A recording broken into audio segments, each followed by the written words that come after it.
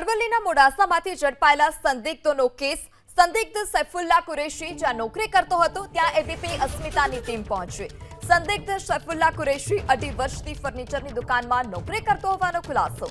ગઝાલી enterprise ફર્નિચરમાં 2.5 વર્ષથી નોકરી કરતો હોવાનો ખુલાસો। તો અરવલ્લીના મોડાસામાંથી ઝડપાયેલ સંદિગ્ધોનો કેસ। સૈફુલ્લા કે જ્યાં નોકરી કરતો હતો ફર્નિચરની દુકાન પર ત્યાં એબીપી અસ્મિતાની ટીમ પહોંચી। ત્યાં પણ તપાસ કરવામાં આવી। ફર્નિચરની દુકાનમાં સૈફુલ્લા 2.5 વર્ષથી નોકરી કરતો।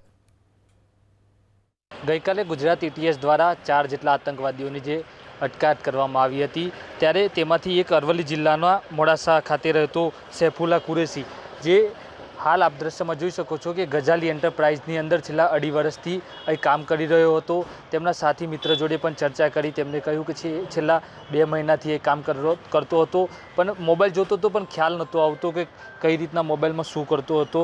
હાલ તો આપણે ગઝાલી એન્ટરપ્રાઇઝ ખાતે પહોંચ્યા છીએ જે સૈફુલ્લા કુરેશી જે છેલ્લા 2.5 વર્ષથી આ જે ફર્નિચરની દુકાન છે તેની અંદર કામ કરતો હતો। હાલ તો એટીએસ દ્વારા તેની ધરપકડ કરવામાં આવી છે। અમદાવાદની અંદરથી જે આતંકી ઝડપાયો હતો તેની તપાસમાં આજે સૈફુલ્લા કુરેશીનું નામ ખુલ્યું હતું। ત્યારબાદ એટીએસની ટીમ દ્વારા આજે એન્ટરપ્રાઇઝ છે મોડાસાની અંદર તેની અંદરથી તેની ધરપકડ કરવામાં આવી હતી। ત્યારબાદ અમદાવાદ ખાતે તેની પૂછપરછ ચાલી રહી છે। હવે આવનારા સમયમાં તેની પૂછપરછમાં આગળના કોઈ નામ ખુલી શકે તો નવાઈ નહીં। દેવાંગ ચૌધરી, એબીપી અસ્મિતા, અરવલ્લી। મારું નામ કાંકરેલી ઓવેશ છે। હું અહીંયા 2 મહિનાથી નોકરી કરું છું। સૈફુલ્લા અહીંયા 1.5 વર્ષથી નોકરી કરતો હતો। હું આગળ બેસું તો એ પાછળ ગોડાઉનમાં બેસતો હતો ને એ પાછળ બેસે તો હું આગળ બેસતો હતો। એ સિવાય બીજું મને કંઈ ખબર નથી મોબાઈલમાં શું કરતો હતો। એ કાલે પોલીસ આવી તો મને ખબર પડી કે આ વસ્તુ છે ને બીજી પછી સેટ આવ્યો હું સેટને કોન્ટેક્ટ કરીને કીધું પછી ખબર પડી।